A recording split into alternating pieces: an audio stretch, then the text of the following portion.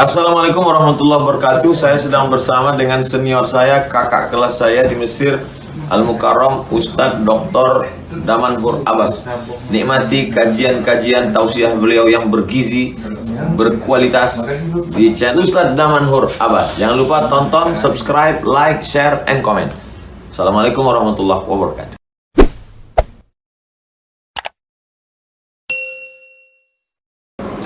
السلام عليكم ورحمة الله وبركاته. الحمد لله خصنا بكتاب أنزل وأكرمنا بنبي أرسل. أشهد أن لا إله إلا الله له دعوة الحق حريص عليها وأوجب تبشيري بها ولتكن منكم أمة يدعون إلى الخير ويأمرون بالمعروف وينهون عن المنكر وأولئك هم المفلحون. وأشهد أن محمدًا عبده ورسوله بلغ الرسالة وأدى الأمانة ونصح الأمة وكشف الغمة حتى آتانا اليقين ليلها كنهارها لا يزيغ عنها إلا هالك.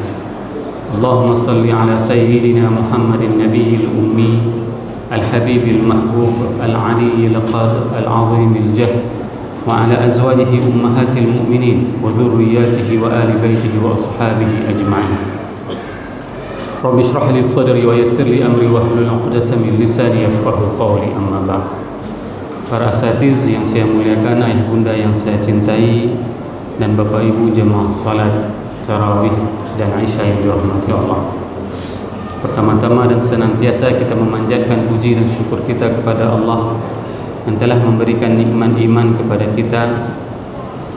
Walaupun kita sudah melewati paruh pertama dari Ramadan, alhamdulillah Allah masih memberikan nikmat tersebut kepada kita sehingga kita masih memenuhi tempat ini. Semoga setiap hayunan langkah kita dari rumah menuju ke tempat ini, menuju ke tempat yang penuh dengan keberkahan ini merupakan salah satu fasilitas amal yang akan memperberat nanti mizan kita pada hari akhirat. Salawat dan salam mari sama-sama kita panjatkan kepada junjungan kita Nabi besar Muhammad sallallahu alaihi wasallam yang telah membawa umat manusia dari alam jahiliyah ke alam yang penuh dengan ilmu pengetahuan. Rasul mengajarkan segala aspek kehidupan manusia. Rasul mengajarkan bagaimana tatanan kehidupan kita, bagaimana kita melangkah untuk memasuki rumah kita, langkah kaki apa yang harus kita hayun pertama sekali pada saat kita keluar dari rumah. Semua itu telah dibekali oleh baginda Rasulullah sallallahu alaihi wasallam. Maka oleh sebab itu, Bapak Ibu jemaah yang dirahmati Allah, senantiasalah memperbanyak salawat kepada baginda Rasulullah sallallahu alaihi wasallam. Dikarenakan memperbanyak berselawat kepada baginda Rasulullah akan menimbulkan rasa cinta diri kita kepada baginda Rasulullah. Sehingga nanti pada saat kita dibangkitkan di yaumil mahsyar, pada saat kita mencari baginda Rasulullah, maka Rasul akan mengakui kita sebagai umatnya dan Rasul akan memberikan syafaat kepada kita.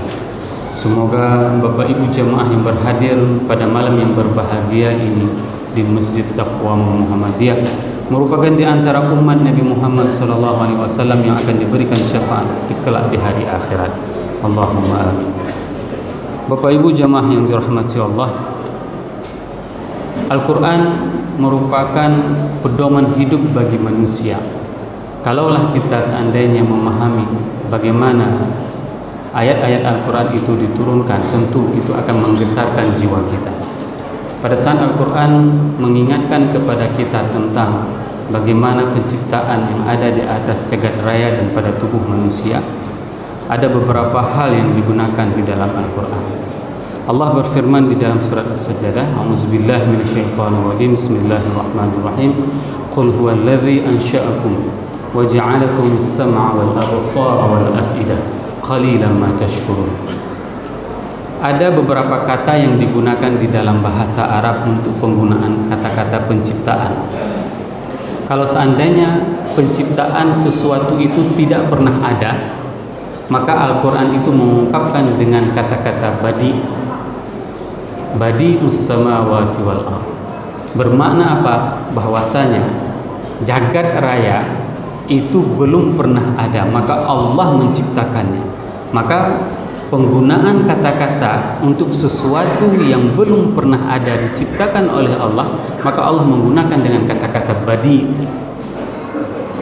Adapun penciptaan yang sudah pernah ada, akan tetapi ini merupakan untuk mengisi jumlah bentuk penciptaan yang lain yang ada di atas muka bumi, maka Allah itu mengungkapkan dengan kata-kata khalaqa, wa huwal ladzi khalaqa ma fis samawati wa ma fil ardh. Ini merupakan Allah sebagai pencipta. Pada saat Allah telah menciptakan jagat raya ini, maka Allah mengisi jagat raya ini, di antaranya itu adalah bumi. Maka pada saat itu Allah menggunakan kata-kata dengan khalaq, menciptakan juga, akan tetapi dengan penggunaan kata-kata khalaq. Nah, pada ayat yang barusan kita bacakan tadi, Allah menggunakan kata-kata ansha'akum, di mana kalau seandainya kita melihat terjemahan di dalam tafsir bahasa Indonesia, itu juga diterjemahkan dengan menciptakan. Padahal kata-kata ansya'a itu adalah memberikan fasilitas. Bagaimana kita memahaminya? Pada saat Allah telah menciptakan manusia, maka Allah memberikan berbagai macam fasilitas pada tubuh manusia. Di antaranya apa? Allah memberikan as-sama', pendengaran. Allah menciptakan kita kuping.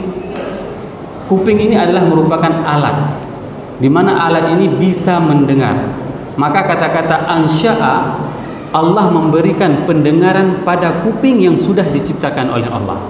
Karena ada orang yang diberikan kuping oleh Allah, akan tetapi orang tersebut tidak bisa mendengarkan, yaitu orang tuli. Begitu juga pada saat Allah mengatakan wal absar, yaitu penglihatan.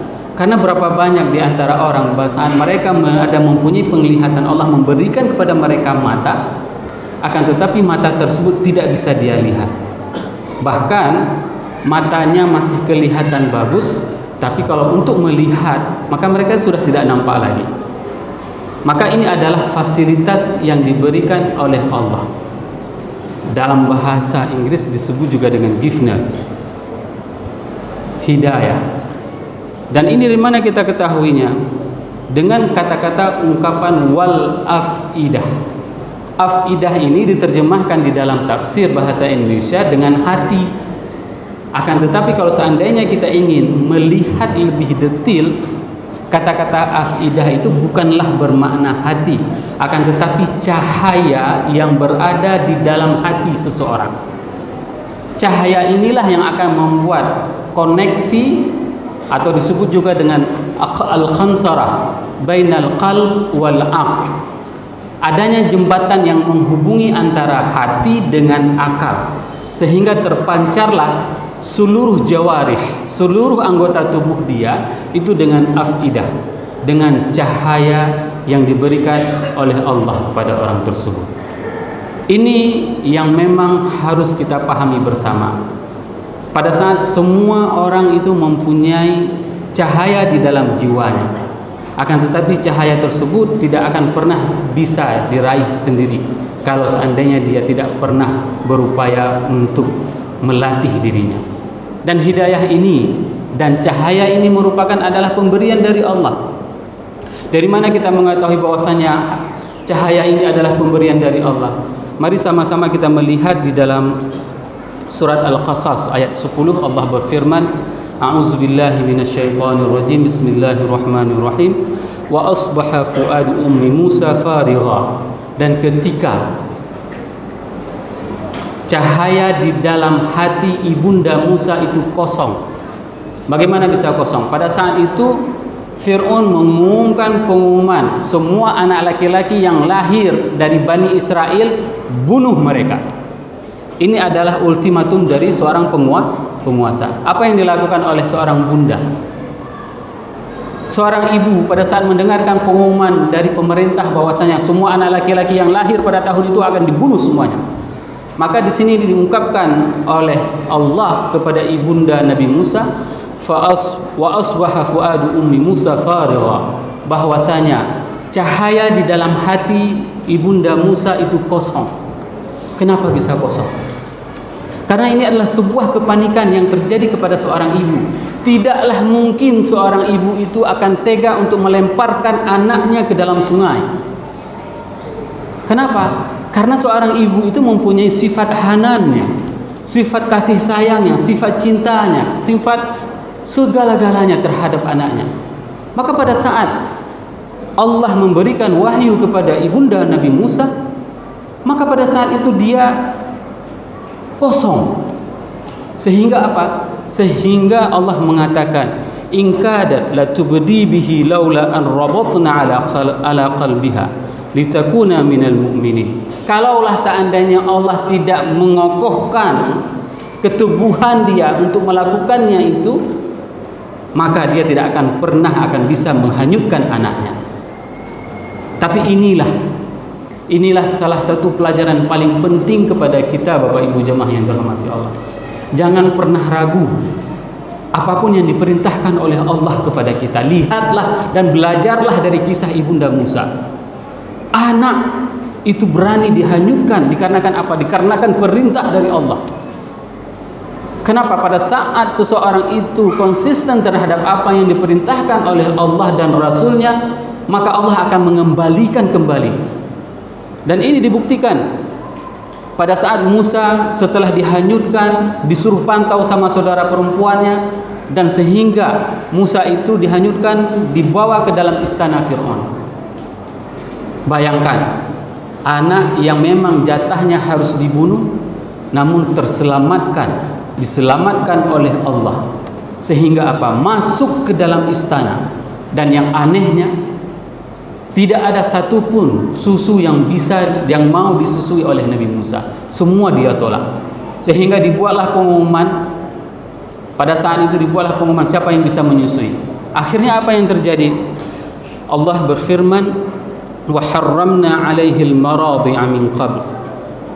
Faqalat hal adullukum 'ala ahli bait yakfuluna lakum wa hum lahu nasihun. Ini merupakan salah satu janji Allah. Allah lah yang akan mengembalikan Musa kepada ibundanya. Faradatnahu ila ummihi kay taqarra 'ainuha wa la tahzan wa lita'lama anna wa'dallahi haqq walakinna aktsarahum la ya'lamun. Bahwasanya anna wa'dallahi haqq, bahwasanya janji Allah itu pasti, Bapak Ibu jemaah yang dirahmati Allah. Apapun yang dijanjikan oleh Allah itu pasti. Allah menjanjikan setiap kebaikan yang kita lakukan itu akan dibalas dengan surga, dan itu adalah pasti. Pada saat Allah mengatakan bahwasanya setiap kemaksiatan yang kita lakukan itu akan dibakar di dalam neraka, dan itu adalah pasti. Sebagaimana pastinya Allah menjanjikan bahwasanya hanyutkan anakmu wahai ibunda Musa, dan aku akan mengembalikan anakmu kepada pangkuanmu. Lihatlah bagaimana tulusnya hati seorang ibu. Hati seorang ibu itu tidak akan pernah bisa dibohongi, Bapak Ibu jemaah yang dirahmati Allah. Ada sebuah kisah seorang ibu di Luxmawe ini pada saat suaminya meninggal dunia dan anaknya banyak. Maka pada saat itu dia ingin menyelamatkan anaknya. Apa yang dia lakukan? Dia menyekolahkan anaknya keluar daerah semuanya. Sehingga apa? Banyak saudara-saudara yang mengatakan tega anaknya dipisahkan darinya. Padahal si bunda tersebut mengatakan, bukan saya yang tega untuk memisahkan anak saya dari saya, akan tetapi karena saya menginginkan anak saya ini sukses dan mereka tahu memuji Allah. Ini adalah sebuah tekad yang dimiliki oleh seorang ibu. Dan apa yang terjadi? Semua anaknya itu semuanya adalah orang-orang yang memuji Allah hari ini. Ini adalah janji Allah. Pada saat seorang ibu berani berkorban dirinya untuk berpisah dengan anak yang dicintainya, dikarenakan apa? Dikarenakan keyakinan dia dengan pendidikan tersebut mereka semuanya akan memuji Allah. Maka ini dilakukan walaupun perjuangannya itu adalah berat bagi seorang ibu. Sebagaimana beratnya ibunda Musa melepaskan anaknya, sebagaimana beratnya ibunda Musa menghanyutkan Musa. Akan tetapi janji Allah itu adalah pasti. Tidak ada yang sia-sia janji Allah.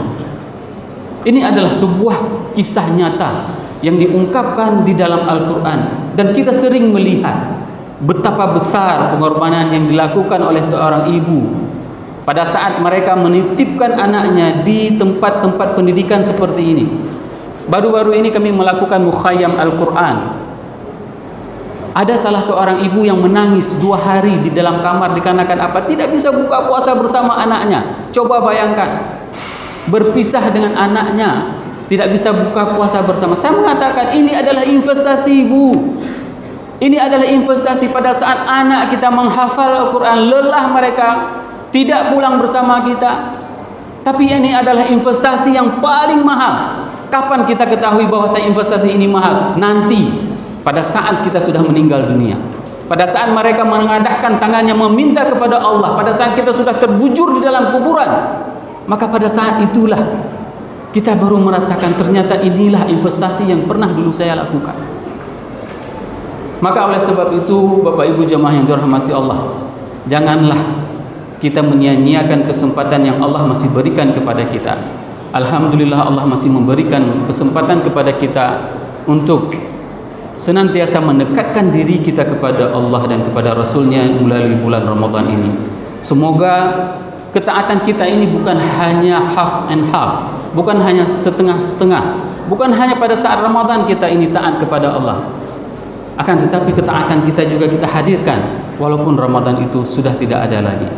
Semoga apa yang saya sampaikan ini bermanfaat kepada diri saya dan kepada jemaah semuanya, sehingga kita bisa meningkatkan keimanan kita dan kecintaan kita kepada Allah dan kepada Rasul. Subhanakallahumma wa bihamdik, asyhadu an la ilaha illa anta, astaghfiruka wa atubu ilaik. Wassalamualaikum warahmatullahi wabarakatuh.